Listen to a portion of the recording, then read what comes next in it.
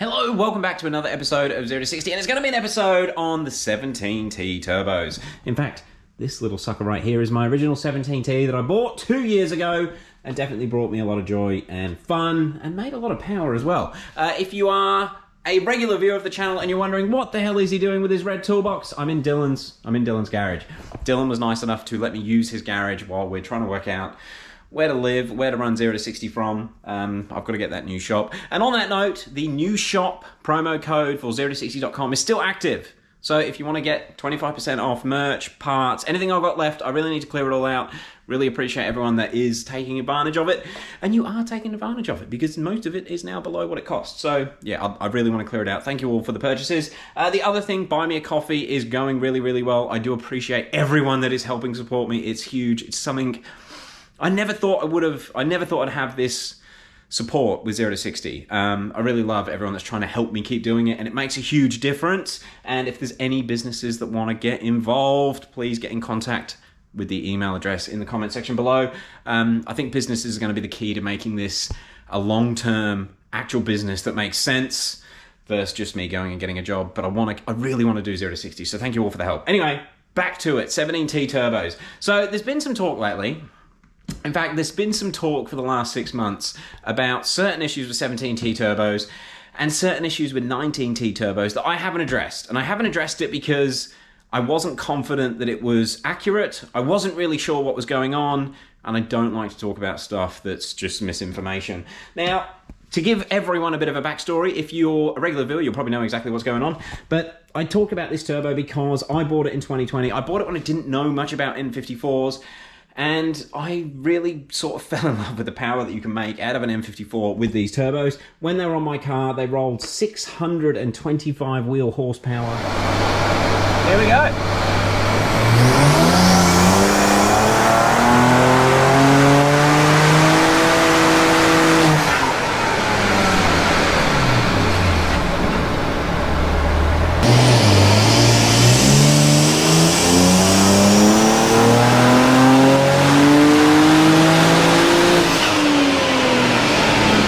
On an Aussie dyno, like real power, accurate power, which is incredible. And we raced a lot of cars. We raced an Audi R8 V10 Plus, which that thing's basically a Hurricane, and we pulled away.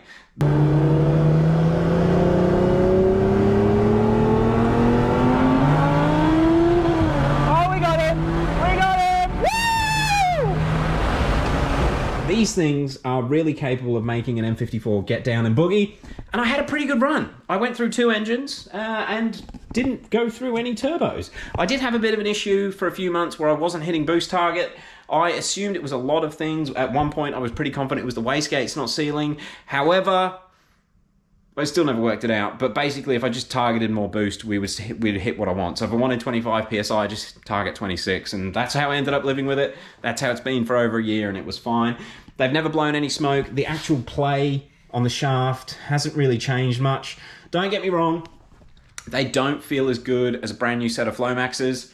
The Flowmaxes are a superior turbo, and please keep in mind I've only had the RBs, the Vargases, the Flowmaxes, and then a few different Chinas in my hands. But the brand new Flowmaxes really stood out as a precision piece of engineering. On the same note, these things, they really do work well. They spool, to me, pretty much like a factory turbo. And I've spoken to people with 17Ts that don't share that opinion. A good example is JB with a 1M. You may have seen his car on the channel. He has like a collector-worthy 1M that he spends all of his money on. When everyone was complaining about Index 12 injectors, JB's like, yep, $4.5 grand, no worries, I'll just get them and my car's good. I was like, bloody hell. But unfortunately, because that car's worth so much money now, he can justify spending 10 grand on maintenance every year, and he doesn't feel like he's peeing it up the wall like I would with an N54. Anyway, JB went down the 17T train. So he saw my car, he'd been in my car, he'd felt the power of the turbos, and he's like, yeah, I want some of that. He bought some Viv 17T turbos. Actually, let's just talk about the brands as well, because this is probably the biggest thing that concerns me if I recommend them to anyone, because it almost appears that it's completely lucky dip as to how well the turbo is going to be assembled, what's really going to be inside it. If that factory doesn't have this particular wheel, you're going to get a different wheel. is the person packing the order going to know if you've ordered an 11 blade or a 6+6 and what the difference is? So there's been a lot of issues like that. Now these I purchased off eBay in 2020. I can't remember the seller's name, but the seller was like the main guy selling 17T N54 turbos on eBay from China. And then he sort of disappeared off the face of the earth. And then a week or two later, Viv popped up. So it was mid to early 2020 that Viv really got popular out there. And everyone was saying, I've got the Viv turbos. Viv has sort of become the main brand of Chinese turbos. I don't know how they've done that because there's quite a few companies that are reselling them. I don't think Viv actually make them. And if you try and have a technical conversation with Viv, it's also a bit, how you going? But JB's 1M, he bought the Viv turbos from a Viv eBay account and they lasted less than 1,000 kilometers. Now, we sort of chalked it up to an anomaly. It could be anything. Like, I was having such a good run with these. He only had the car, I think, on 23 or 24 PSI, stock fuel system, but it wasn't E-Mix. The car was pretty quick. Don't get me wrong, the car was really quick, but we didn't know why the turbo failed. It was on track. The car didn't have a baffle in the sump at that point in time. And he's like, well, maybe we've had oil surge. Maybe the turbo's just been starved of oil for a split second on track, and that was enough to melt it because it had melted. Now, Viv were pretty not good to deal with. JB's got all these conversations, and another reason that I didn't want to talk about it was they were a bit blackmaily about it, but I didn't really know the whole story or exactly what was going on. But from what I could gather, they weren't overly helpful until JB mentioned that the car was featured occasionally on the 0 to 60 channel. He mentioned that, and they eventually sent him out another set of CHRAs.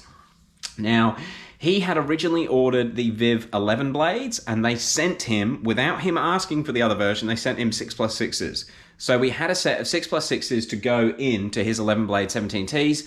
He went through the entire install process again. He also got a Mosselman oil cooler fitted around this time. He got the baffle put in the sump. He made sure that he was using the Motul best of the best oil. So at this point, he's now invested probably around $6,000 or $7,000 fitting 17T China turbos, which this is where it gets a bit crazy on why I think just get a brand name set of turbos. But yeah, he's pretty confident at this point. He's not going to have another problem. Gets the new CHRAs in, drives the car again, and within 1,000 kilometers, it melts the rear turbo again. So obviously something's not right.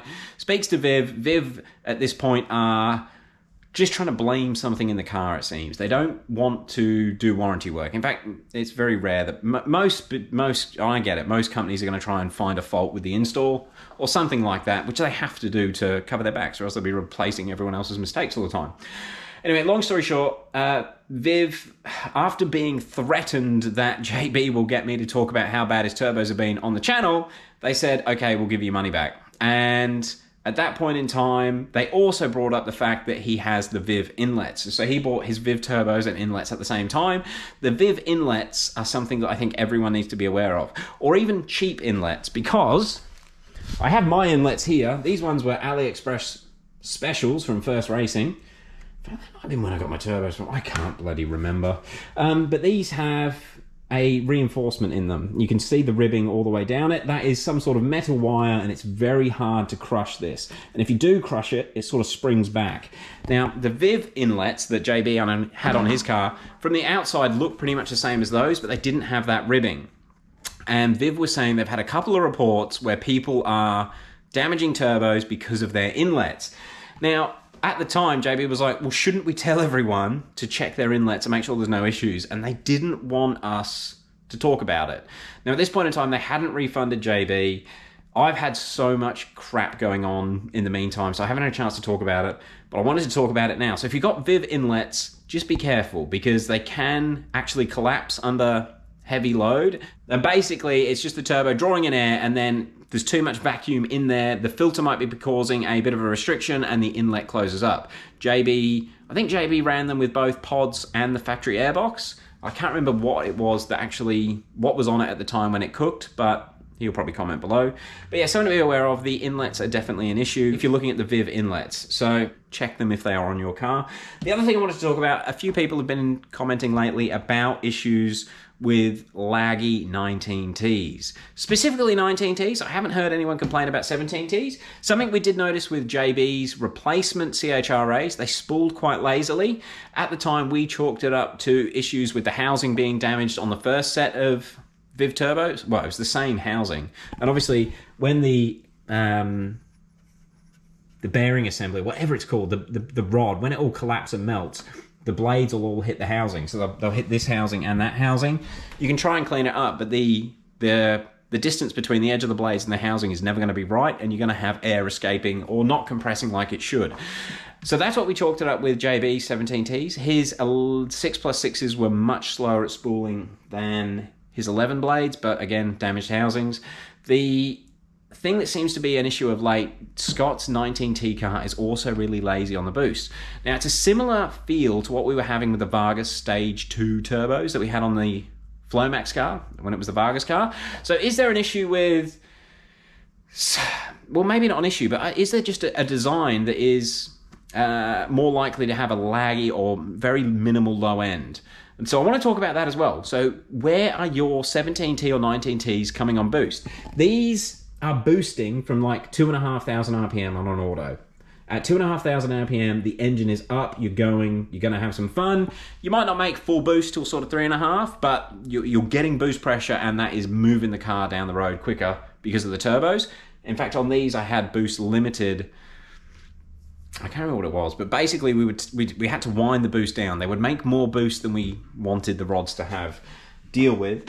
So that's something to keep in mind. How are your turbos under 4,000 RPM? They should really feel nearly stock. The Flomaxes, they are... Mr. Flomax doesn't really share his wheel sizes, but they're supposed to be like a true 19T. They've definitely got a hell of a lot more up top. So when you got that car up around 4,500 to 5,000 RPM, it feels more like this turbo does than this turbo. Well, one single versus two of those. The Flomaxes are insane. They feel incredible, but down low, they're also still quite responsive.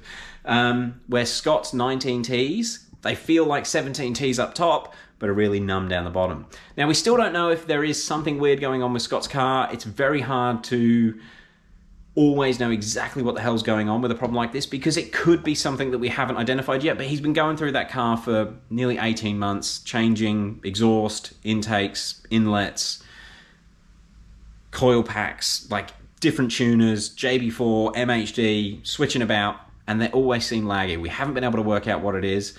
He's changed boost solenoids, vacuum lines, vacuum canisters. He's gone through everything, and the turbos are still laggy. So let us know. I want to try and get a bit more information on how these China turbos are going on everyone's cars, so that we know what's normal and what's broken. Because I think if there's a lot of people out there that have got turbos like Scott, you're still going to feel fast. You're still going to think you've got a really, really fast car, but it's not right, and you're missing out. So I think that's all I wanted to touch on for this video. I've got a hell of a lot of stuff planned this week. I'm actually filming a few other cars this week as well. I was here doing some service work on Dylan's today. We're starting to go through the process of getting it ready for some big turbos instead of just throwing them on. I know, crazy. But we're going to go through it. Anyway, I just want to end it off there. Thank you all for watching. Thanks everyone for helping with the Buy Me a Coffee, the YouTube members, and even just everyone that comments and shares the videos. It's all a massive help. We're going to get a new shop. I can feel it. It's going to happen. Thank you all. We'll catch you on the next one.